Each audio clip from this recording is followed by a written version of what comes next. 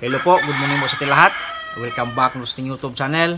For today's video, isa naman pong tanong po natin pong subscriber ang ating pong sasagutin.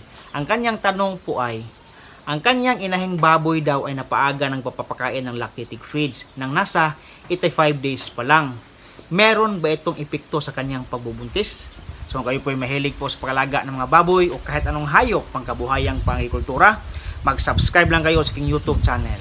Ryan Patinio, Agri Farming, Family and Kitchen Adventures. So ngayong umaga po mga kaibigan, na atin po pag-uusapan yung tungkol po sa pagpapakain po ng lactating feeds sa ating mga buntis na mga inahing baboy.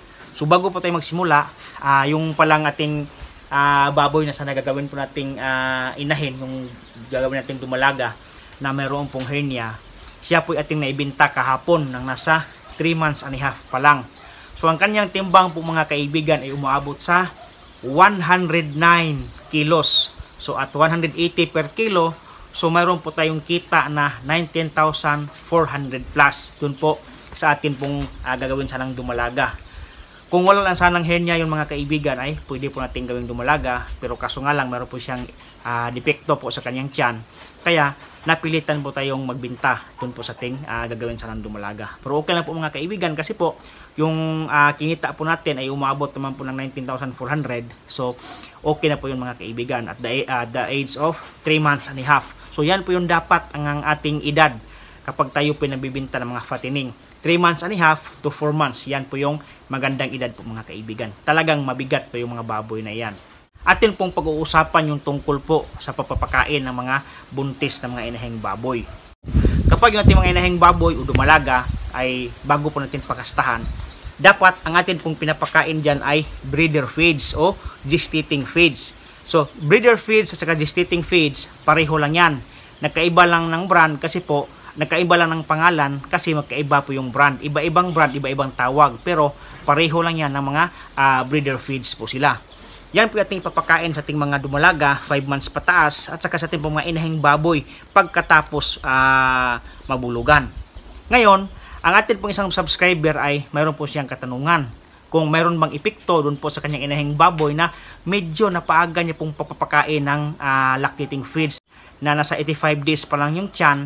Actually po mga kaibigan, ang feeding guide talaga sa mga buntis na mga inahin, day 1 ng nabulugan hanggang 106 days, yan po yung time na tayo po yung magpapakain ng breeder feeds o gestating feeds sa ating mga inahing baboy.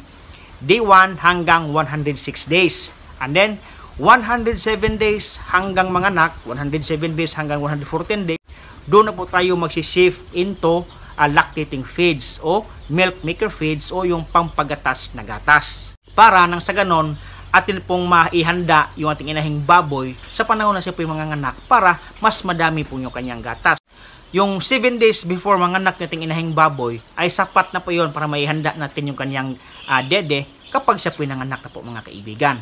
Ngayon, kapag yung ating inahing baboy po ay atin pong pinapakain ng lactating feeds at the age of 85, wala po itong epekto sa ating mga inahing baboy. Mas maganda ang ipakain nyo breeder feeds. Kasi po, kapag kayo pinagpapakain ng lactating feeds at the age of 85 days pataas, wala po yung epekto sa ating inahing baboy. Hindi po yan makakabuo ng gatas kasi hindi pa ganun ka-develop yung mga gland doon po sa dede nating inahing baboy. Yung mga mammary glands doon po sa ating inahing baboy, madedevelop lang yan kapag malapit na po manganak yung ating inahing baboy. Kaya pansin nyo po, kapag malapit na po manganak yung ating inahing baboy, lalaki po yung kanilang dede. So, sa mga panahon na iyan, nagsimula na po yung ma-develop. So, 107 days pataas, magsimula na pong lalaki yung dede nating inahing baboy. Kaya, sa panahon na iyan, doon tayo nagpapakain ng lactating feeds. Doon po ito nagsimulang nagpapakain. Pero kapag sa 85 days pa lang, pataas, wala po yung epekto kasi po, malayo pa lang siyang manganak. So, ang epekto niyan ay hindi po sa ating inahing baboy, kundi sa atin pong nagpapakain. Kasi, mas mahal po yung lactating feeds o milk maker feeds kumpara po sa breeder feeds.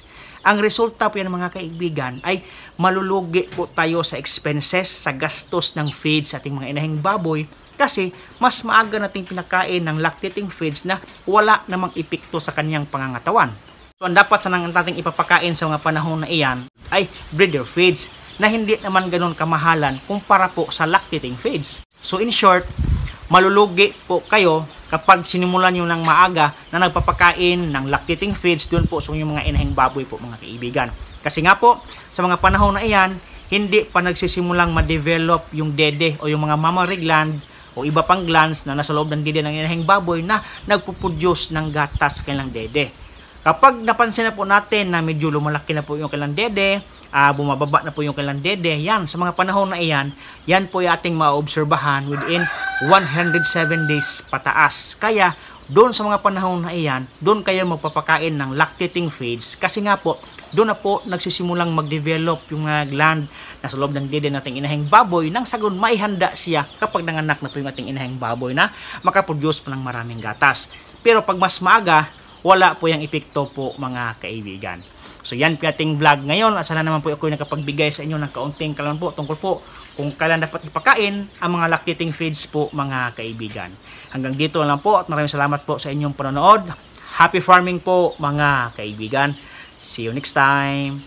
Bye-bye.